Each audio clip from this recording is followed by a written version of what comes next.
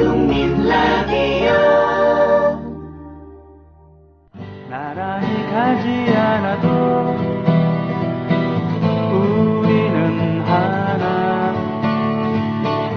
세상은 힘들게 해도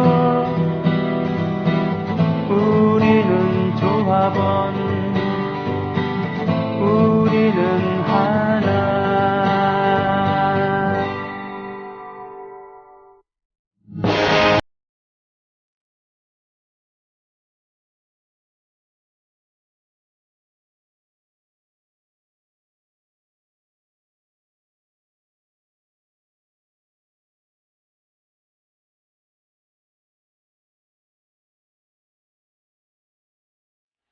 박한용의 라디오 100년 전쟁.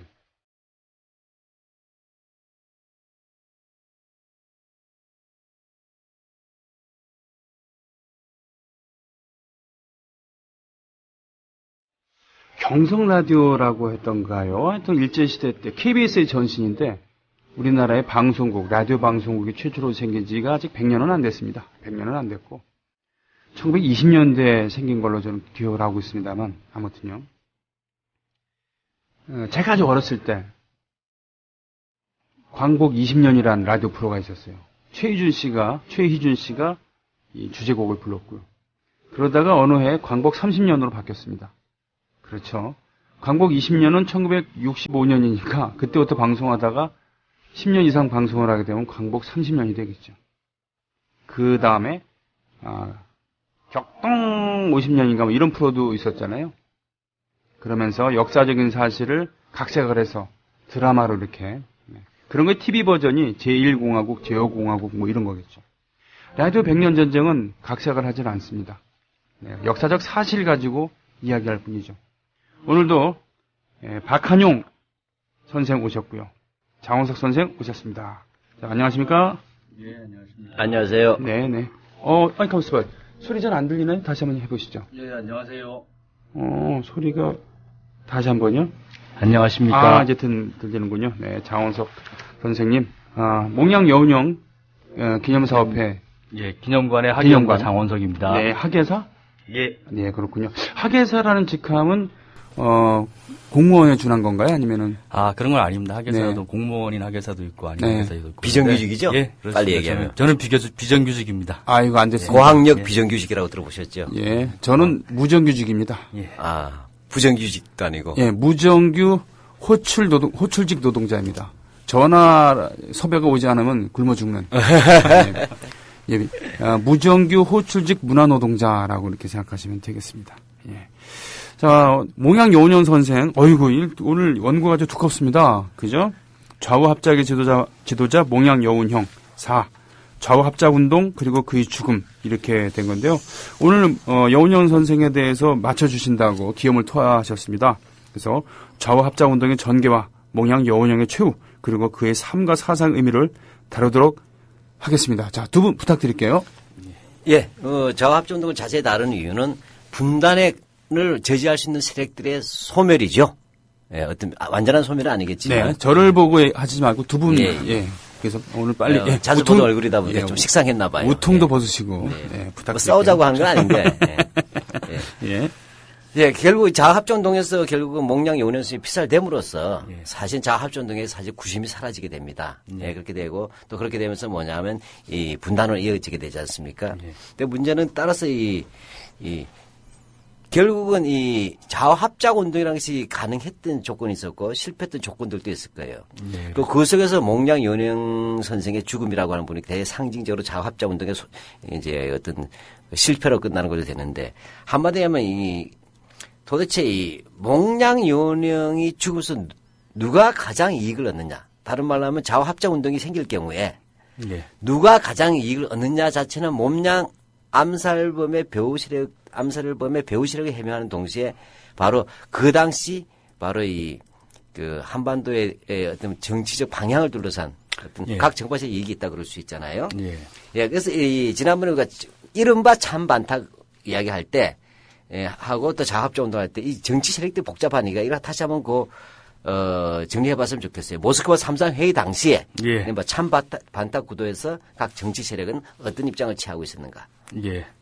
예, 45년 12월에 모스크바 삼상회의가 신탁 통치안을 이제 결정하면서 이를 놓고 국내 좌우익 정치 세력 간의 대립이 상당히 격화되게 됩니다. 그리고 좌우 대립이 이제 본격화되는데 좌익 세력으로 그 박헌영은 46년 1월에 들어오면서 신탁 통치 찬성 입장을 전면적 찬성 입장을 발표합니다. 몇 월 달이요? 46년 1월 초죠. 예. 제일 빨리 한 거죠? 예, 그렇습니다. 우익 진영은 박헌영을 성토하고 이에 대해서 이제 반탁 운동으로 나아가게 되죠. 그 김구하고 이승만 주도의 우익 세력들은 그 이전이 45년 12월 신탁 통치안이 결정이 소식이 알려지자마자 신탁 통치 반대 운동을 극렬하게 펼치게 됩니다.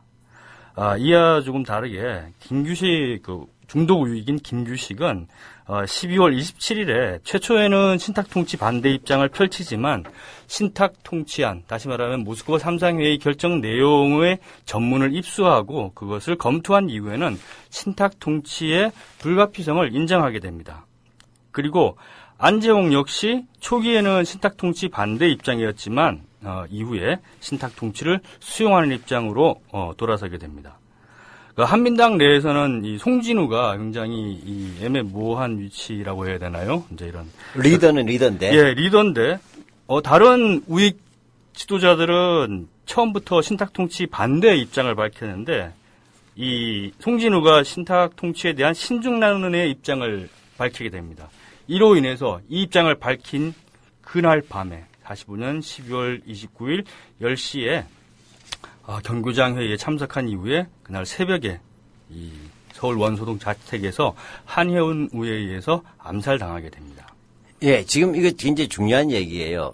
처음에는 이 모스크바 삼상회의의 결정 내용이 알려지지 않은 상태에서는 사실 다 반탁을 했죠, 처음에는. 예, 그렇습니다. 근데 이제 문제는 진짜 내용을 본 거 아니에요. 내용을 봤을 때 김구하고 이승만 세력은 보지 않고도 반탁을 했고 본 다음에도 반탁한 거예요. 예, 그렇습니다. 그렇죠? 그게 됐고 김규식, 안재홍 이런 분들은 반탁해서 내용을 읽어보니까 이것은 필요하다라고 봤다는 거예요. 이건 좌우의 문제가 아니었던 거죠. 이 정치적 내용을 보고. 그런데 가장 강경했던 한민당도 있었잖아요.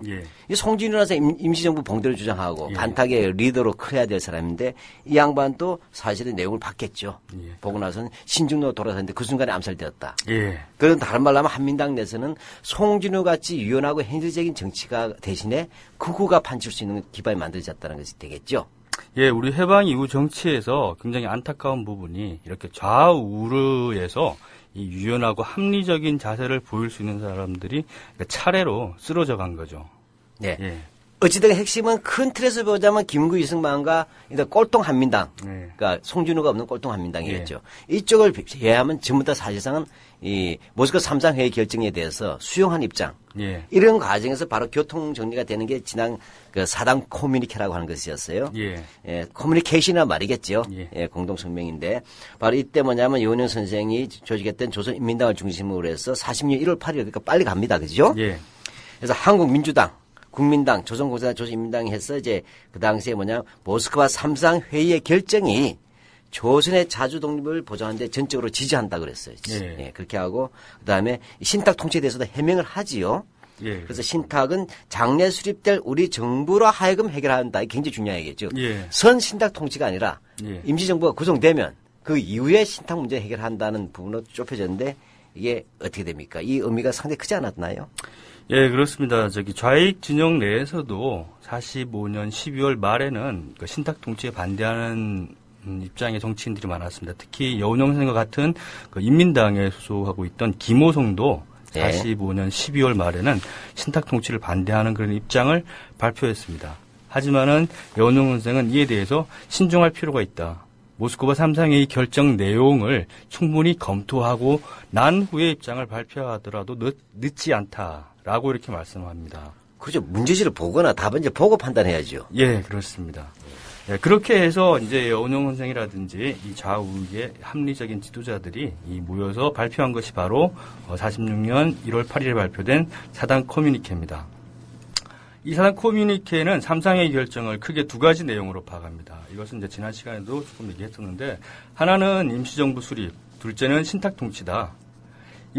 그런데 이 중에서 임시정부 수립에 대해서는 전적으로 지지하며 좌우 정치 세력이 참여해야만이 이것이 성립될 수 있는 거기 때문에 하루속히 수립해야 된다는 입장이었고, 신탁 통치 문제에 대해서는 임시정부를 수립한 이후에 조선인들이 이에 대한 논의를 거쳐서 그 실시 여부를 판단하면 된다라는 그런 입장이었습니다. 결국 모스크바 3상의 결정에 따라서 임시정부를 수립하기 위해 좌우 정치 세력이 힘을 합해야 된다는 그런 입장이었습니다. 그럼 몽양 요원 선생의 지론하고 그게 합치가 되었네요. 네, 그렇죠. 네. 근데 이 합의를 했는데 말이죠. 네. 근데 그 중경의 임시정부 세력들 그리고 한민당 보수파들이 반발해서 하루도 못 가서 휘조각이 되었다는 사실 또 지난번에 얘기됐고요. 또 이런 신탁 통치 찬반 논란 속에 대한 입장 차이는 좁혀지지 못하고 있었다고 하죠. 네, 이제 이런 상황 속에서 네. 근데 국제회의의 결의 아닙니까? 네. 그렇기 때문에 모스크바 3장 회의에 따라서 임시정부를 실시하고 신탁 통치를 협의하기 위한 실무로서 우리가 지난번에 했던 1차 미사 공동위원회가 독수궁 석조에서 열렸는데 여기서 또 곧 무기 휴회가 되어버립니다. 난항을 겪은 것이죠. 입장 차이가 컸다는 얘기군요. 미국과 소련의. 그죠? 네, 그렇습니다. 이 협의 대상 조선인 단체를 그러니까 참가 대상이죠. 참가 대상은 이제 결정하자는 거죠. 거기에 대해서 소련 같은 경우는 모스크바 3상의 협정을 지지하는 세력만 이 임시정부에 참가할 자격을 주자라는 그런 입장이었고, 미국은 모든 정치 세력들, 다시 말하면 신탁 통치를 찬성하든 찬성하지 않든 이 임시정부에 참여할 자격을 주자라는 그런 주장으로 이렇게 대립되게 됩니다. 결국 이 미국과 소련 두 국가의 입장 차이가 좁혀지지 못하고 결국 46년 5월에 결렬되고 휴회되게 됩니다. 예. 근데 여기서 중요한 것이 바로 여기에 또 죄를 붙던진 사람이 있어요. 네. 그러니까 남의 미소공개가 휴회됐으면 그 재개를 위한 노력을 해야 되지 않습니까? 네네네. 입장을 좁혀야 되는데 아주 극단적인 입장이 나온 게 바로 이승만의 정읍 발언이라고 하는 건데 잘 아시죠? 네. 그러니까 이 제1차 미소공동위원회가 결렬되면서 이승만은 남한 각지를 순회했어요. 반타운동하면서. 예. 예. 그러다가 전라북도 정읍에서 연설했는데 이게 굉장히 중요한데 한번 우리 식구들 국민 라디오 그 식구들 위해서 한번 읽어봐 주시죠. 네. 이승만 목소리. 이거 이제 안 되는데. 그거 노정열 씨가 해야 되는데. 예. 이제, 이거 안 돼. 이제 우리는, 그냥 제 톤으로 읽을게요. 예. 이제 우리는 무기 휴회된 공의가 재개될 기색도 보이지 않으며 통일 정보를 고대 하나 여의케 되지 않으니 우리는 남한만이라도 임시정부 혹은 위원회 같은 것을 조직하여 38 이북에서 소련이 철퇴하도록 세계 국론에 호소하여야 될 것이다. 여러분도 결심하여야 될 것이다. 그리고 민족통일기관 설치에 대하여 지금까지 노력하여 왔으나 이번에는 우리 민족의 대표적 통일기관을 귀경한 후 즉시 설치하게 되었으니 각 지방에서도 중앙의 지시에 순응하여 조직적으로 활동해 주기 바란다. 예, 한마디 얘기하자면 미소공이 휴회됐는데 네. 이제 끝난 거다고 정리해버린 거예요. 그 남한만이라도 국가 수립해야 된다 얘기죠. 그러니까 소련 몰아내자라는 얘기 또 네, 그러니까 포함되는 방공투쟁 거고요. 하자는 거예요. 방공투쟁. 방공투쟁하고는 네. 네, 남한 단독 정부 하자는데 이런 재 뿌리는 것은 반민족 행위예요, 사실 이게. 예, 그 당시. 그런데도 이것은 한국의 수국 꼴통들은 이걸 탁월한 국제 정세였고 이미 분단이 현실화된 것을 미리 알았다는 이상한 해계망측한 네. 그러한 짓을 하고 있는 거죠. 자, 이런 속에서 뭐냐면 다시 말하면 이승만은 좌우 대립을 격화시킨 거죠. 네. 그렇게 그러니까 하고 또 한편은 미소공동위원회가 공전되고 있고 네. 이 속에서 뭐냐면 이러다가 정말 분단되겠다. 이런 위기감 속에서 좌우합작운동이라는 것이 전개되는 것입니다. 예. 이승만이 정업 발언을 하게 된 게 46년 6월 3일입니다. 그러니까 1차 미소공의가 휴회되자마자 기다렸다는 듯이 이 분단 정부 자, 그리고 뭐죠? 수립을 휴회되자마자 예. 미소공의에 예. 재개될 전망이 없다라고 미리 재뿌린 인간이에요. 네. 예. 그러니까 그렇군요. 미소공의라는 것이 어떻게 보면은 외국 세력이 우리의 임시정부는 이렇게 수립해야 된다라고 얘기한 거란 말이에요. 그 이유는 그 이전에 이 한반도 내의 정치인들이 자주적으로 임시정부를 수립하지 못했던 측면도 있단 말입니다. 그렇기 때문에 외국인에 의해서 임시정부가 수립되는 방향이 이렇게 설정되는데 그것이 조금 난항을 겪게 되니까 그것을 기다렸다는 듯이 그러면 이제는 통일적인 임시정부가 아니라 남한의 단독 정부를 수립해야 된다라고 말한 게 바로 이승만입니다. 이에 반해서 여운형, 김규식, 안재홍 등 중도파 인사들은 46년 7월에 좌우 합작위원회를 수립하고 위원장에 김규식을 선출하게 됩니다. 46년 7월. 네. 예. 그 정업 발언 이후에 한 달 정도 네, 지나고. 네. 예. 네. 예, 이렇게 했는데 이 당시에 뭐냐면 이제 이 미소공이 이제 재개를 위해서 이제 좌우합작 운동을 하는 거 아니에요, 그죠? 네. 예, 이렇게 되는 이 과정에서 이제 요때 항상 그 당시 정치 세력들이 계속 일관된 입장이 아니라 이 정치적 변동에 따라서 여러 가지 대응하지 않습니까? 예. 그래서 이 좌우합작위원회가 40년 7월 때 만들어지는 이 당시에 다시 한번 각 정치 세력 입장들이 어떻는가 한번 정리해 볼 필요가 있겠죠. 네, 한번 예, 정리해 좌우 주실래요? 정치 세력들을 당시에 이렇게 조금 이제 딱 극자, 극우, 중도자, 중도우 이렇게 딱 나눌 수는 없습니다. 하지만은 대략적으로 참고를 위해서 나눠보자면은 네. 그 이승만 계열의 대한독립 촉성 국민회 독촉, 그리고 예. 그 김성수 계열의 한민당 등은 우파 세력이죠. 네. 그 신탁 통치에 대한 반대 입장 그리고 이제는 남한의 단독 정부 수립을 지향하게 됩니다. 그리고 같은 우파 세력이지만 김구계열의 대한민국 임시정부 세력들은 신탁 통치에 대한 반대 입장이라는 면에서는 이승만과 김성수 계열과 동일하지만 정부 수립에 있어서는 남북 통일 정부 수립을 지향해야 된다는 입장을 가지고 있었습니다.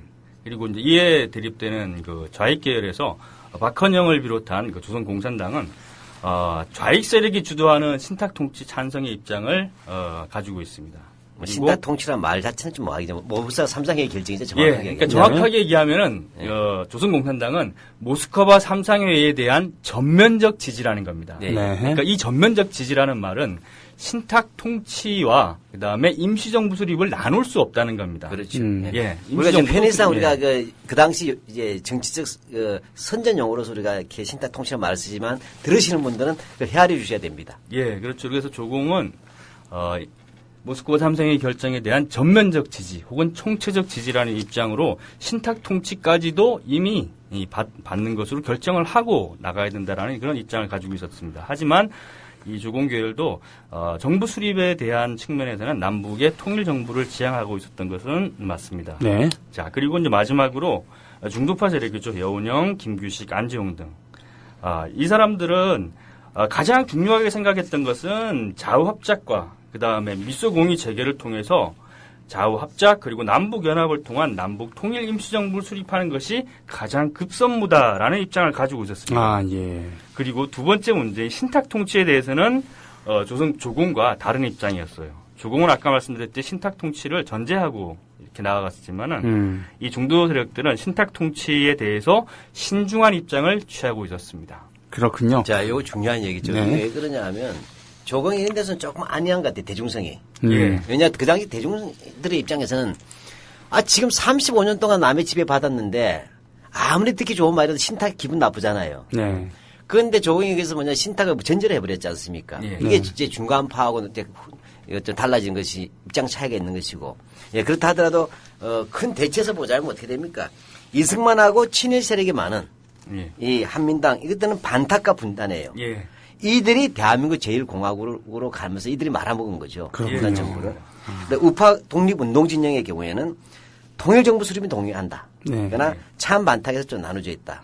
예. 좌우에서는 남북 통일정부 수립은 동의하지만 찬반대 나눠져 있다. 예. 결국은 가장 강경한 우파 세력이 정권을 잡게 되면서 예. 어떻게 보면 최악의 경우가 펼쳐지게 되는 거죠. 한마디로 이야기하면 파토를 시작하면 파토 친 거예요. 처음부터 친박으로. 파토 치고서 시작한 거였다는 예, 예. 거군요. 나가리 이번 판은 나가리입니다. 그러고 재구성했어야 되는데 그죠? 아이고 참. 예. 그리고 여기서 하나 더 말씀드리고 싶은 게 뭐냐면 네. 우리가 이제 일반적으로 기억하고 이렇게 있기로는 신탁 통치에 대해서 우익들이 그리고 이제 우리 일반 국민들이 굉장히 반대 입장을 가지고 있었고 그것이 굉장히 그 46년, 47년까지 갔다 이렇게 이제 알고 있는 경우가 많은데 여론의 대체가 다 반탁이었다 예. 주장하죠. 예. 네. 여론의 대세가 그랬다고 하는데 미군정 자료들을 보게 되면은 46년 중후반 지나게 되면은 조선인들도 이제 신탁 통치를 피할 수는 없고 신탁 통치를 받아들이는 것이 합리적인 그런 방안이다. 네. 라고 이렇게 분석을 하게 됩니다. 근데 이거는 이제 우리나라에서 그렇게 가르치면 안 돼요. 그렇군요. 왜냐하면 다 반대했다고 해야 돼요. 실제로 중간파가 영향력이 없었다는 얘기도 요즘 의심시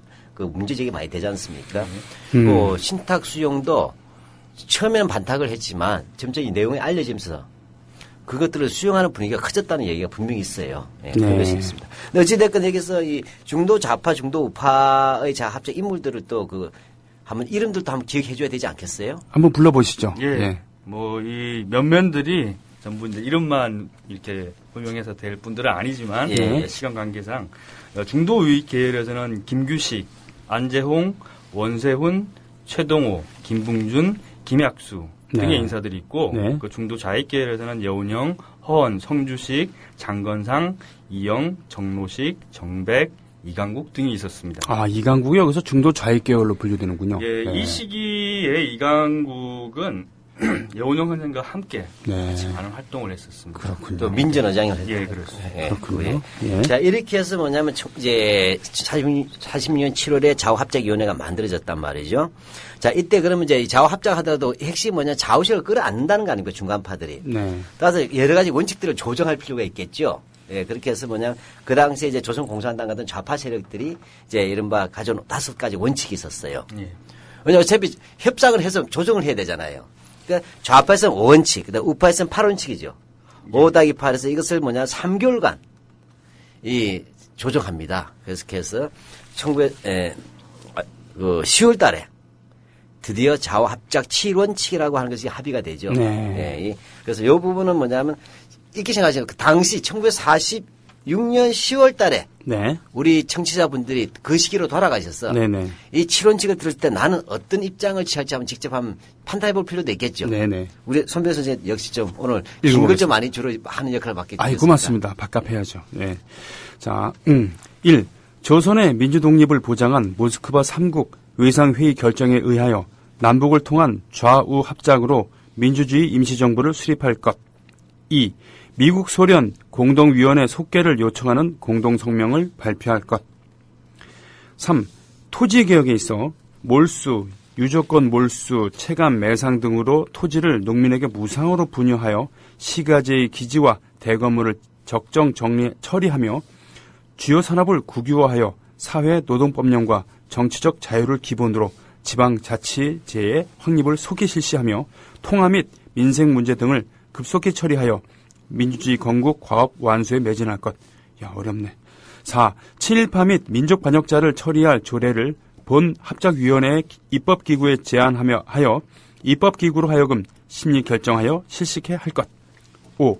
남북을 통하여 현 정권 하에서 검거된 정치운동자의 석방에 노력하고 아울러 남북 좌우익 테러적 행동을 일체 즉시로 제지토록 노력할 것. 6. 입법기구에 있어서는 일체 그 권능과 구성 방법, 운영 등에 관한 대안을 본 합작위원회에서 작성하여 적극적으로 실행을 기도할 것. 7. 전국적으로 언론, 집회, 출판, 교통, 투표 등의 자유가 보장되도록 노력할 것. 요약하자면 이겁니다. 일단 첫 번째 원칙은 모스크바 3상 회의에 따른 첫 번째와 두 번째는 한마디 하면 모스크바 3상 회의에 따른 그 미술 공의회 재개 속개 큰 원칙을 전제하고 그 다음에 3, 4, 5, 6, 7번은 그런 과정에서 어떤 것들을 해결해야 되는가라고 하는 부분이죠.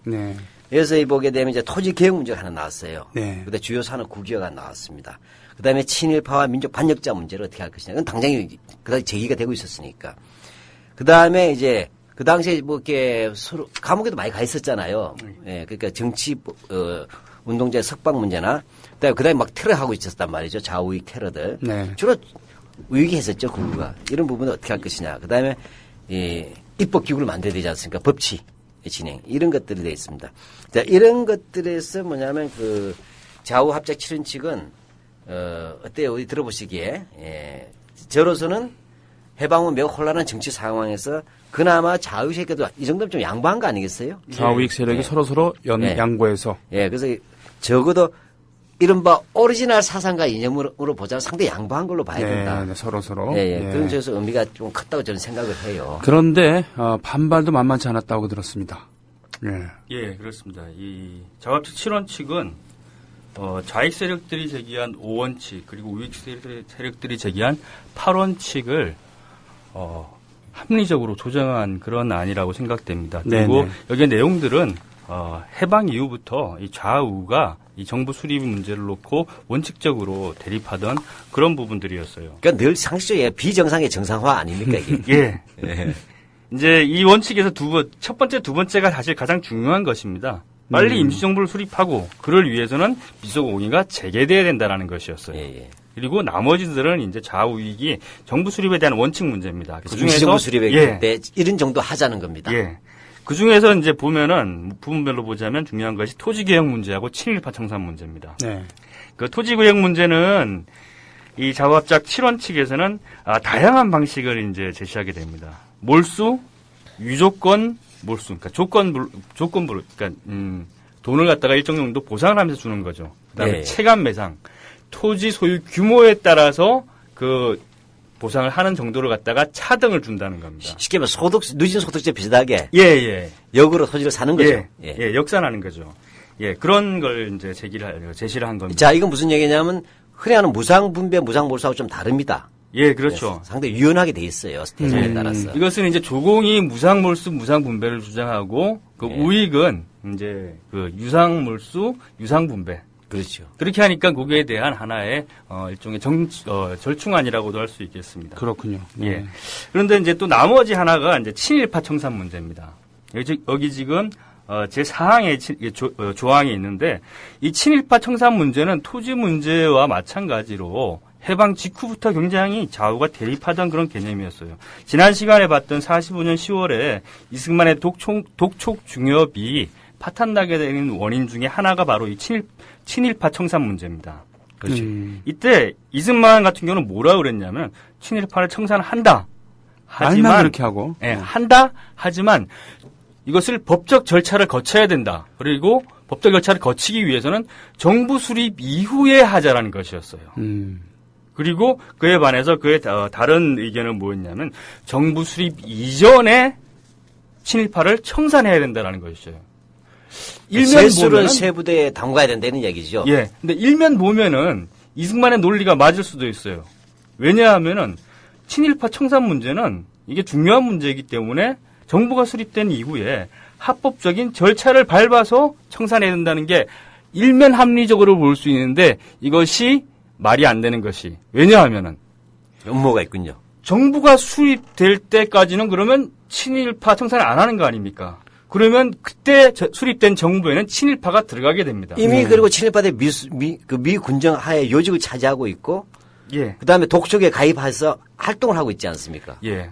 친일파가 포함된 정부에서 만든 친일파 청산 법령에 따라서 청산을 한다는 것은 문제가 발생하는 거죠. 그러니까 그것이 바로 반민특위죠. 예, 그 반민특위 사회 그렇게 해서 깨지는 겁니다. 이미 예. 이승만의 대한민국 정부 수립이 됐을 때 이미 친일파가 요소요소에 다 장악돼 있고 이승만과 불가분이지 않았습니까? 예. 그 속에서 요즘 뭡니까 세월호 볼 때 가해자가 자기들 또 수사에 나서는 거와 똑같은 거 아니겠어요? 그런 상황이 있었다. 그래서 보면 이 좌우합작에서 제일 중요한 것은 토지개혁과 친일파에 대한 이견이지만 사실 보면 당연히 중요하지만 상식적인 거예요. 예. 네. 여기에 대해서 사실은 이승만하고 솔직한 얘기를 드리자면 이승만하고 친일파들이 예. 가장 이해관계가 컸던 거예요. 그래서 구체적인 내용을 말씀해 주시죠. 예. 한민당 계열은 그리고 조선공산당은 각각 이제 좌우에 있습니다만, 예. 예, 이 7원칙 중에서 어떤 부분에 대해서 반발을 했습니까? 예, 아까 말씀드렸듯이 토지개혁에 있어서 한민당 같은 경우는 지주잖아요. 예. 네. 예. 그러니까 이게 무상분배가 되면 재정 파탄이 초래된다. 네. 복지하면 재정 파탄 난다 똑같은 얘기예요. 예. 그리고 조선공산당은 토지개혁을 완전히 일체로 무상 몰수하지 않게 되면은 지주 세력이 남게 된다. 그러니까 지주회가 그렇게. 여전히 그런 한해 얘기죠. 사실을 있게 된다. 그러면은 미군정 같은 경우 그때 실질적인 권력자들인데 예, 어떤 입장을 갖고 있었습니까? 여기 미군장 같은 경우는 좌우합작에 대해서 간접적인 지원을 입장을 밝힙니다. 아, 역시 좌우가 합작을 해야지만 될 거라는 생각을 했었던 건가요? 좌우가 합작을 해야 된다는 입장도 있지만은 네네. 하나는 이 우익 세력들이 예. 자신들의 지지 세력들이 된다고 판단하지 않았던 거죠. 아. 왜냐하면은 특히 1차 미소공의 당시에는 미국 같은 경우가 미소공의를 완전히 파탄낼 그런 입장을 가지고 있지 않았단 말입니다. 네. 그렇죠. 어떻게 그럼 해보려고 미소공의를 잘 만들어가지고 하는데 자기들의 입장을 옹호하는 그런 안을 내놔야 된단 말이에요. 그런데 자기들을 지지해야 될 우익들, 특히 이승만, 김구 세력들이 반탁을 주장하면서 미소공의 자체를 갖다 거부한단 말이에요. 그러니까 미국 입장에서는 자신들의 입장을 지지해줄 만한 사람이 없어지게 된 거예요. 네네네. 그렇기 때문에 새로운 어떻게 보면 파트너가 필요한 그런 지점에 있었고 그런 미국의 입장을 어느 정도 확보해줄 수 있는 그런 세력들로 이 중간파 세력들을 생각했던 겁니다. 자, 시간은 반이 넘어섰는데 우리 원고는 올림픽 같네요. 아시안 게임. 예, 반을 지금 넘어서지 못하고 있습니다. 예, 분발해 주십시오. 예. 그렇게 해서 김구, 이승만을 신뢰하지 않게 되고 오히려 여운형과 김규식에 대해서 관심을 많이 갖게 되는군요. 예, 그렇습니다. 예, 자신의 그 미군정의 입장으로 보면요. 네. 그리고 또 하나는 이제 미군적이 과도 입법위원 설치를 구상을 하게 됩니다. 아까 입법 그 논의가 있었지 예, 않습니까? 그렇습니다. 예. 근데 입법위원 논의 문제는 굉장히 좀 미묘한 부분인데 연구가들 사이에서도 그런데 아까 그 7원칙 내에서도 보면은 민족반역자를 처리할 때 합작위원회가 입법기구에 제안하여 입법기구로 하여금 심리 결정하여 실시케 한다는 것이었죠. 어떻게 보면은 이 부분은 이제 좌우합작위원회가 미군정과 일정 정도 양보 혹은 타협한 측면이 있었다고 이제 볼 수도 있게 됩니다. 그런데 하여튼 그런 과정을 거쳐서 45년 중후반 되게 되면은 이 여운형 김규식 중심으로 합리적이고 그 중도적인 좌우 세력을 결집시키는 좌우 합작이 이 전면에 급부상하게 됩니다. 자, 그럼 이 좌우 합작에 대해서 각 정치 세력들의 입장은 어땠습니까? 예, 우파의 경우에는 김구가 이끄는 한독당과 신한민족당은 공식적으로 지지를 나타냅니다. 하지만은 그 내부에서는 그 이승만의 단독 정부 수립에도 찬성하는 등 이 우익 세력들은 이 조금 그 갈팡질팡하기도 하게 됩니다. 한독당 당수였던 김구의 입장은 그 적극적인 참여라기보다는 관망하는 그런 자세를 가지고 있었고 한독당 내부에서 조서왕은 신탁 통치 안에 반탁이 보장되어야 한다는 조건 하에서 좌우 합작에 다소 비판적이었고 신익희는 반대 입장을 나타냅니다. 이 모두들이 임정 세력들입니다. 그죠? 임정 요인들이죠. 그러니까 한독당이 이렇게 좌우 합작에 소극적인 입장을 보이게 되자 당시 친일파 처리 문제에 대한 한독당의 입장을 비판한 소리가 높아지게 되고 이승만 역시 그 좌우 합작 운동에 대해서 애매한 태도를 취하게 됩니다. 그 친일파 세력과 김성수를 비롯한 동아일보 계열의 한민당도 좌우합작 운동은 한민당의 이제 몰락을 의미할 수 있는 그런 것이기 때문에 부정적인 태도를 보이게 됩니다. 여기 우파는 그렇고요. 좌파 쪽은 어땠습니까? 좌파 또한 이 박헌영과 조공 등이 중도파에 결코 그 긍정적인 우호적인 자세를 보이지 않았습니다. 특히 이제 조공 같은 경우는 46년 중반에 들어오면서 5월에 있었던 정판사 위조 집회 사건 등이 터지면서 미군정과 이 대립적인 그런 자세를 취하게 되고 46년 중후반 들어가면 9월 총파업, 대구 10월 인민항쟁 등으로 미군정과 정면 충돌하게 되고 미군정과 대립하게 되는 신전술로 나아가는 시점에 있었기 때문에 이 미군정과의 합의 혹은 일정한 관련을 통해서 진행되게 되는 좌우합작에 대해서 매우 부정적인 태도를 보이게 됩니다. 네. 예, 결과적으로 보자면 좌우합작 운동이 이 시기에 그래도 우리가 분단을 막을 수 있는 굉장히 중요한 기회였어요. 근데 바로 이게 잘 알듯이 한국 독립당이나 신한민족당 같은 경우는 공식 지지지만 소극적 입장을 나섰습니다. 사실 실세입니다. 우익에서는 그죠? 가장 국민들의 그 존경을 받고 있는 해외 그 임시정부 요인들이 중심이 되어 있고, 그다음에 이승만 같은 경우는 애매모호하게 대세는 흘러가니까 이에 대해서 이제 일종의 시소 게임이라고 할까요? 예, 그런 적이 있었고, 한민당은 사실 반대죠. 반대. 그 자기 그 몰락이니까, 친일파의 몰락이니까. 이런 상황에서 뭐냐면 좌파로서 가장 큰 조직인 남로당인데, 조선공산당인데, 이 시기에 뭐냐면 미군정하고 사이가 틀어지면서 대립 구도로 가니까 역시 또 어렵게 되죠. 결국은 좌우파 주요 세력들이 반대하거나 불참하고 그렇게 됐는데, 여론은 어땠습니까, 당시에?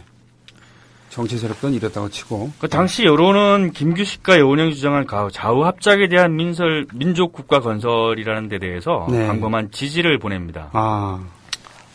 이에 대한 방증으로 볼 수 있는 것이 미군장이 조선에 들어오고 나서 여러 가지 이제 여론조사, 설문조사를 많이 하는데 46년 8월에 실시한 설문조사 결과에 따르면은 정부 수립 이후에 어떤 정치를 취해야 되는가 하는 데 있어서 대중정치, 이건 아마 대의정치라고 볼 수 있을 것 같습니다. 대의정치를 지향해야 한다는 게 85%, 그 다음에 계급 독재는 3%라고 했는데 이건 당연한 거라고 볼 수 있겠죠.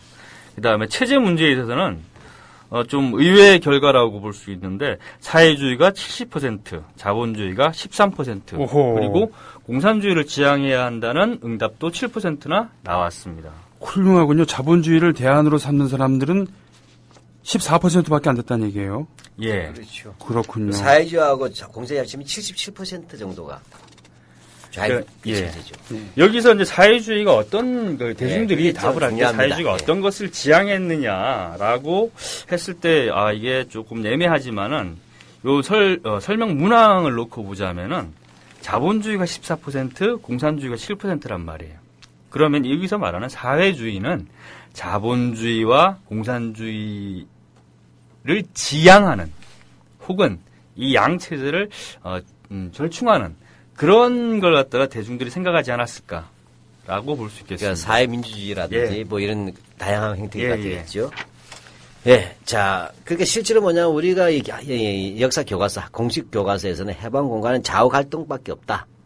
라고만 가르치고 중간판에 힘이 없었다. 그 대중들은 전부 다 반공밖에 안 했다. 이렇게 생각하는데 그렇지 않았다는 거죠. 이런 네. 상황 속에서 유원영 선생은 중도 좌파에 있어서 좌합전에 뛰어들었고 미소 공의를 통해서 통일정부 수립에 자신의 역할을 부여했고 그런데 좌합적 기술에 나선 것이죠. 네. 그때 뭐 이렇게 조금 이렇게 유원영 선생의 동향을 조금 정리해 예, 주신다면 46년에 자합작이 전개되자 미군정 장관, 그러니까 미군정 사령관 하진은 합작 격려 친서를 보내게 됩니다. 10월에는 여운형 원장이 이제 그 김규식과 만나서 좌우 합작 문제 그리고 아까 원장이 첨예한 문제라고 할 수 있는 입법 기구 문제에 대해서 의견을 교환하게 됩니다. 근데 11월에 와서 자합작위원회는 입법 기구에 협조할 수 없다라는 그런 내용의 기자회견을 밝히게 됩니다. 그 이유는 입법기구가 46년 2월에 생겼던 대한국민대표 민주위원과 같은 그런 기구로 전락하게 될 것이 뻔하기 때문에 그러니까 민주원하고 입법기구에 우파들이지만 예. 걔네 별로 이렇게 예. 정체성이 모호했던 단체들 아닙니까? 예. 실제적 힘도 없고 예. 믿을 수 없다는 거죠. 예. 그리고 이제 이 비슷한 시기에 좌익 진영의 조선공산당, 인민당, 신민당 간의 3당 합당 문제가 불거지게 되면서 이 몽양 여운형 선생은 정계 은퇴 의사를 발표하게 됩니다. 그러면서 이게 이제 47년 이때는, 예. 5월 20일에 제2차 미소 공의가 재개되긴 하고요.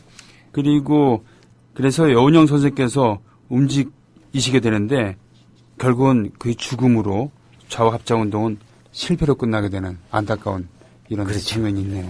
자, 그러니까 우리가 앞에 걸 우리가 1차 좌우합작 운동이라고 얘기할 수 있어요. 1차 좌우합작 운동에서 사실은 가장 큰 요인은 그 실제 좌익과 우익의 실세들이라고 가장 거대한 정치 세력들이 흔들어댄 거죠. 네. 흔들어댔고 이런 속에서 뭐냐면 몽양 여운형 선생은 정계 은퇴까지도 이제 그 성명서를 발표하게 됩니다. 그렇군요. 네. 그런데 다시 뭐냐면 1947년 5월 21일에 제2차 미소공의가 드디어 다시 재개되었어요.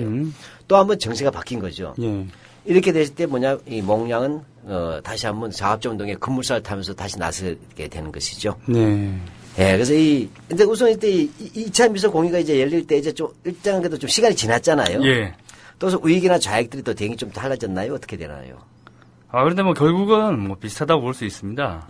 예, 미소공의 개최 이전에 신탁 통치를 반대했던 그런 우익 진영의 정당 단체들은 미소공의에 협력할 것을 거부합니다. 그러나 우익 진영 내부에서는 특히 이제 한민당 일부 세력들이 미소공의에 참가할 것을 주장해서 예. 다수의 당 중진들이 탈당하는 그런 사태를 빚게 되는데 이것을 살펴보면 이제 미소공의가 두 번째 열리게 된단 말이에요. 예. 그러니까 우익 진영들은 혹시 두 번째 열린 미소공의에서 임시정부가 수립되게 되면은 임시정부 수립에 내재되면 안 우익들이 된다. 배제될까 네. 우려했던 겁니다. 막차라도 타자. 예, 기회주의적인 그런 성향을 보인 거죠. 그렇군요. 그래서 결국은 중간파들이 예. 좀 힘을 얻었겠네요. 예, 그렇습니다. 예. 그래서 5월 23일에 김규식 명의로 좌우합작 7원칙에 명시된 바와 같이 이 당시의 최대 목표였던 미소공의가 재개되었기 때문에 가장 빠른 기간 내에 통일적인 민주주의 임시정부를 수립하자라는 그런 성명서를 발표하게 됩니다. 예. 자, 이건 어떻게 됐냐면, 우파에서도 막차 놓치면 안 된다. 네. 좌파로서 이제 미소 공이라는 분을 타고 가지 않으면 안 되죠. 왜냐하면 미군정에서 계속 타도 대상이 되는 조공 입장에서도. 자, 이렇게 돼서 뭐냐면, 쉽게 말하면 대부분의 미소 좌우가 미소공이 참가하게 되지 않습니까? 참가를 결정하죠, 정확히. 예, 그렇습니다. 합니다. 자, 이렇게 하면서 뭐냐면, 이제는 1차 때와 달리 좌우가 들어오는 방식으로 되게 되니까, 좌합작위원회는 뭐냐면 좀 더 커지고 힘을 받게 되었죠. 예. 그리고 그 속에서 몽양이 움직이게 되는 것이 아니겠어요? 예. 자, 이렇게 때 몽양이 또 이제 정치 세력을 새롭게 만들어야 되지 않겠어요? 예, 그래서 47년 4월에 제 이제 미소공이 성공 가능성이 높아지니까 몽양이 근로인민당이라는 새로운 정당을 결성하게 되고 이 근로인민당을 네. 중심으로 다시 이 좌우합작과 임시정부 수립에 대해 통일적인 임시정부 수립에 대해 나서게 됩니다. 아니, 그런데 이 전망이 이렇게 되면 어두운 게 아니었는데 어떻게 이 좌우합작 운동이 실패로 끝나게 된 것이죠? 밝지는 않았지만 절망적이지 않은. 그렇죠. 예. 뭔가 좀 노력하면 될 수 있는. 예. 그 뭐 다시 상황인데. 이제 불을 지핀 것 같았는데. 네. 예, 근데 이때 뭐냐면 이 초친 일들이 좀 생겨요. 네. 예. 쉽게 말해 트루만 독트린이라는 것이 있어요. 예, 트루만 이거는, 독트린. 1947년에 이제 미국 대통령 트루만이 독트린을 합니다. 47년인가요? 예. 네. 다시 말하면 이것은 이제 미소 진영 대결을 표방하는 것입니다. 그러니까 그 전에 뭐죠? 이 모스크바 3장 회의가 1차가 열렸을 때는 미소 협조에 의한 그 구조였어요. 근데 이제는 뭐냐? 트루만 독트린에서 미소 대결로 가면서 체제 경쟁이 되니까 이것은 즉각적으로 어떻게 돼? 미소 공동위원회. 한반도에도 바로 그것이 적용이 되는 시점이 돼버리죠. 그렇군요. 예, 그렇게 해서 뭐냐면 이 미국 정가에서는 이 소련과 협력무도가 깨집니다. 그다음에 뭐죠? 유명한 메카시즘. 네. 네. 우리가 숫골들의 그 좌빨 색출하는 메카시즘이 일어나면서 미국 국무성 안에서 합리적이고 진보적인 사람들이 꽤 있었지 않습니까? 그 사람들도 미국의 애국자들이에요. 그렇죠. 근데 이 합리적인 사람들이 빨개는 몰리죠. 완전히 광기에 휩싸이게 됩니다. 이렇게 되니까 그냥 미국의 대한반도 정책이 반공주의로 가는 거죠. 네. 예, 이렇게 되면서 뭐냐면 이것이 한반도에 영향을 미칠 때 미국이 기침을 하면 우리는 독감이 걸린다고 했던가요? 네. 우리나라에서는 또 극우에 의한 테러가 횡행하게 돼서 여기에 몽양까지 죽게 되는 것이죠. 그렇군요. 그러니까 미소 관계가 변화가 된다. 즉 냉전 시대로 본격적으로 돌입하게 되면서 미군정의 한반도 정책도 변화됐다는 그런 얘기를 할 수 있겠네요. 그렇게 되는 거예요, 참. 예. 구체적으로 얘기 좀 해주시죠. 그러니까 이 시기에 와서는 이제 미군정의 정책이 이제 조금씩 이제 변화하게 됩니다. 어떤 정책을 취하게 되냐면 주공이라든지 이런 이제 극좌 세력에 대한 탄압을 굉장히 강화하죠. 46년 중후반부터 시작됐던 게. 그런 한편으로 좌우합작 운동을 지원한단 말이에요. 네. 그러게 되니까 특히 여운형 선생 같은 경우는 굉장히 곤란한 지위에 처해지게 됩니다. 왜냐하면은 좌익블럭이라고 할 수 있는 민전 내에 조공도 같이 들어있단 말이에요. 그렇죠. 큰 세력이죠. 예, 큰 세력인데. 이때는 이제 남로당이죠. 예. 근데 같은 어떻게 보면 여운형 선생은 좌익블럭의 한 중심적인 인물이라고 할 수 있는데, 좌익에 대한 탄압이 거세지고 있는 상황에서 본인은 미군정과의 어떤 협조 관계를 맺어야 된다는데 굉장히 딜레마네요. 딜레마네요, 진짜. 그렇고 자기의 그 지지 세력 또 자기의 조직 기반이 탄압을 당하는 가운데 그 탄압하는 주체랑 협상을 해야 되니까 그죠? 예. 그렇게 해서 좌우합작 운동이 약간 힘을 잃게 되니까 그리고 미군정 같은 경우는 아까 박하영 실장 말씀하셨듯이 47년 3월에 트루만 독트린이 나오고 특히 유럽 지역에서 미소 냉전이 격화되게 되면서 2차 미소 공의에서도 미군정은 좌우합작 운동 지원을 철회하고 우익 세력을 옹호하는 그런 입장으로 선회하게 됩니다. 그렇군요. 자, 그러면 이제 이 부분에서 이제 우리가 이제 좌우합작 운동에서 미군정의 진정성이 뭐냐는 항상 논쟁이 되고 있지 않습니까? 예. 그래서 이제 결국 몽양 요원을 버리는 패로 쓴 거 아니냐 중간에 가지고 놀다가 이런 얘기도 있긴 있었습니다. 자, 요컨대 이렇게 됩니다. 미군정은 제2차 미소공의가 재개되는 이 과정 속에서 한편 좌우합작을 하면서도 좌익 날개는 계속 꺾어버리는 거죠. 조선공산당을 치면서. 이러다가, 이 다음에 47년 3월경 정도가 되면 이제는 좌우합작위원회 자체도 이제는 사실은 그래서도 힘을 안 실어주지 않습니까? 힘을 실지 않은 세상이 어떻게 돼요? 극우가 판치죠. 이제 미군정의 감을 잡았다. 그건 뭐죠? 좌익 타도 속에서 이제 테러가 횡행하게 되는 것입니다. 예, 이렇게 돼서 이 좌우 대립이 더 심해지니 좌우합작은 산 넘어 산이 되고 그다음에 극우의 테러에 대한 자합적 분쇄 운동이라고 할까요? 분쇄가 본격 개시됩니다. 네. 그런데 여기에서 우리가 한번 생각해 봐야 될 게, 이 좌우합작 운동이라는 것이 이제 조금 전에 박 시장님 말씀하셨듯이 미군정과 연결된 그런 것이고, 결국 미군정이 이용된 것이 아니냐. 네, 그런 이런 지적들이 있었죠. 지적들이 있습니다. 그런데, 여운형 선생이라든지 김규 선생 같은 경우는 미군정이 그런 의도를 가지고 있었던 걸 몰랐던 건 아니었던 것 같습니다. 그렇죠. 충분히 예. 알고 있었죠. 그러니까 어떻게 보면은 여운형 선생과 김규식 선생 같은 경우는 미군정의 의도를 알고 있었지만 그걸 역이용해서 남한 내에서는 좌우가 합작을 해서 그렇게 해서 하나의 커다란 정치 세력화를 이뤄내고 그걸 또 넘어서 남북 간의 정치인들이 연합해서 그렇게 해서 어떻게 보면은 모스크바 삼상회의에 의해서 결정한 임시정부가 수립되기 이전에 좌우 합작 그리고 남부 연합을 통해서 임시정부를 수립하는 것을 선제적으로 분위기를 맞춰 나가려 한 게 아닌가라는 생각이 듭니다. 예, 좌우 합작, 그 다음에 남북 합작으로. 예. 예, 그렇게 되는데, 뭐냐면, 이제, 한마디로 얘기하면, 통일을 이야기하거나 좌우 합작을 얘기하면 죽여버렸잖아요. 빨리 예, 얘기하자면. 예. 그건 테러의 시대가 되는 것이죠. 그럼 그렇게 왜 해서- 누가 죽였고 왜 죽였습니까 도대체? 너무너무 안타깝습니다만 예? 왜 그런 거죠? 예, 아까 처음에 말씀드렸듯이 해방 이후 우리 정치사에서 가장 안타까운 것이 좌우를 막론하고 어느 정도 합리적이고 우리 민족의 이해를 네. 지켜나갈 수 있었던 분들이 하나둘씩 정말로 쓰러져 간 거죠. 네, 네. 45년 12월에 송진우 암살, 예. 그다음에 47년 7월에 여운형 선생의 암살, 그다음에 47년 12월에 장덕수, 네. 그리고 마지막으로 정부 수립 이후에 김구 선생의 김구 암살. 선생. 네. 그러니까 여운형 선생의 암살에 대해서는 아까 송진우, 장덕수, 김구 선생의 암살과 마찬가지로 그 정확한 그 배경, 뒷 음모 이런 것은 밝혀지지 않았습니다. 예. 그러니까 미제 사건이에요. 예. 미제의 사건이고 이것은 언젠가 풀어나가야 될 부분이 아닌가 이렇게 생각이 됩니다. 당시 이제 잡힌 이 테러범은 한지근이라는 네네. 예. 그런 뭐 19세 혹은 21세, 19세로 밝혀졌어요. 백의사 단원이라고 하지 않았나요? 예. 당시 한지근이라는 사람이 19세라고 이렇게 발표된 것은 네. 미성년자로 예. 사형을 안 시키기 위해서인 겁니다. 자, 백의사는 상해에서 원래는 결성이 되었었나요? 상해가 아니고, 그건 이제 남이사라고, 이제 중국의, 네네네. 중국 국민당의 남이사라는 그런 테러 단체에 이 본따서 만든 게 이제 백이사고, 이 백이사들은 대체로, 해방 이후에, 북쪽에서 월남한. 항이라고 그걸- 관계 없습니다. 항이라고 관계없는 그러면 그러니까- 예를 들면 서북청년단과 비슷한 성격의 그렇죠. 그런 예. 정치 성향을 갖고 있는 그 극우 반공 반공이라고. 구구 테러 아, 조직일 뿐입니다. 예, 예, 예. 예. 그렇군요. 그러니까 요새는 뭐 김도한도에게 뭐 이제 예. 멤버였다는 그런 이야기도 있죠. 예. 그래서 당시에는 이렇게 가명은 한지근이고, 이제 본명은 이필영이라는 사람이, 이필련. 예, 네.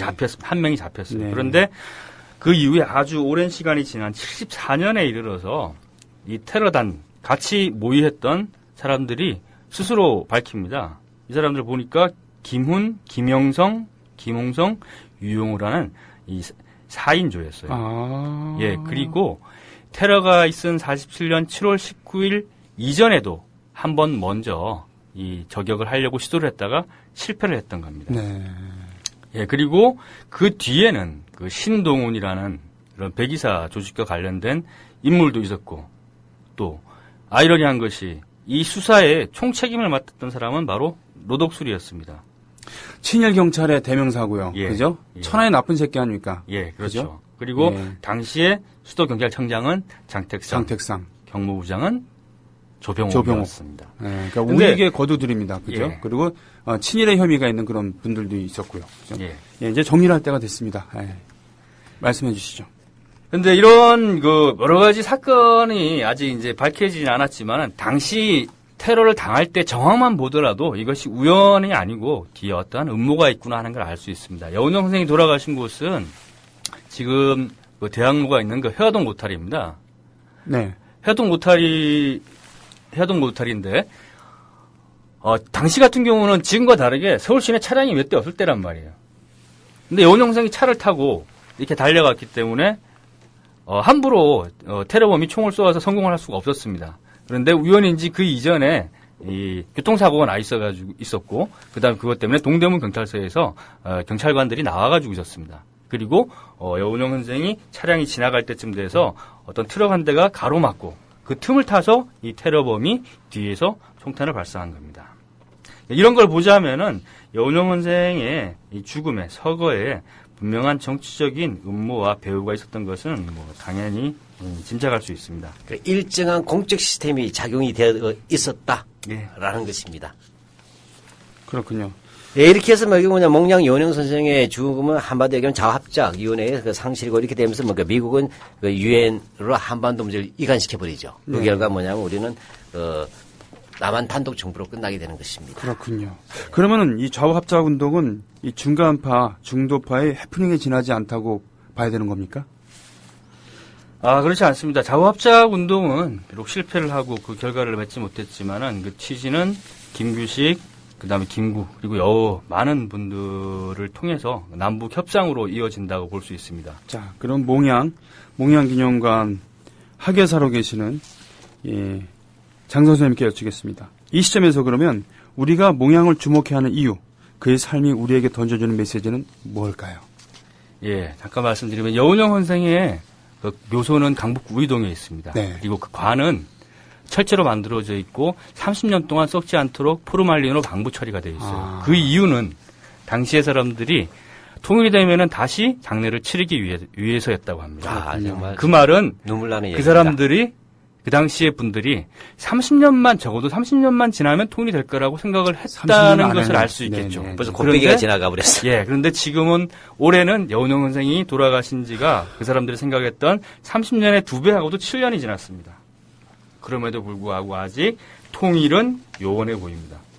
이런 시점에서 우리 민족의 독립과 통일을 위해서라면은 이념과 사상을 뛰어넘어서 그 누구와도 협상하고 담판했던 그 여운형 선생의 폭넓은 아량과 합리적인 자세가 필요한 시점이라고 보입니다. 그렇군요. 특히 최근 미국과 중국의 세력 경쟁이 심화되고 있고 동북아 정세가 경랑을 이루고 있는데 이런 속에서 한반도 통일을 모색하기 위해서는 우리가 여운형 선생을 통해서 많은 것을 배워야 한다고 봅니다.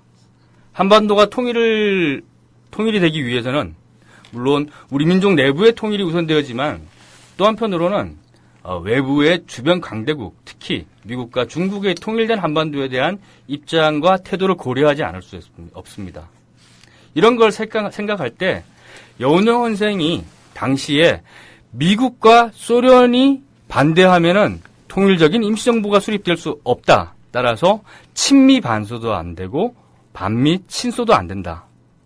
예, 그런 입장을 현재에서도 다시 한번 되짚어봐야 될 그런 부분이 아닌가 이런 생각이 다시 듭니다. 고맙습니다. 두 분 지금 몇 회에 걸쳐서 몽양 여운형 그리고 좌우합작운동 그리고 해방 그 공간에서의 여러 정치 세력과 미 군정에 대해서 다뤄주셨습니다. 이렇게 해서 몽양 여운형 편을 마치겠고요. 다음에는 또 다른 내용으로 찾아뵙겠죠. 10월의 정치적 역사들로 갈 것입니다. 10월의 정치적 역사. 10월에 하면 이제 안중근 얘기도 해야 되겠고, 그렇죠? 네? 안중근 의사. 안중근. 그다음에 10월이면은 1946년 대구에 대해서도 있죠. 예. 대구 알겠습니다. 두 분 오늘 고생하셨습니다. 고맙습니다. 네, 고맙습니다. 감사합니다.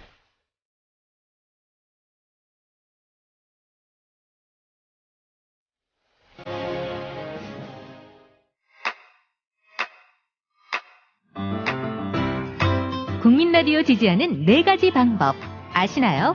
다운로드하기, 별점 주기, 댓글 달기, 구독하기. 국민라디오를 보다 많은 이들에게 전할 수 있는 가장 손쉬운 방법.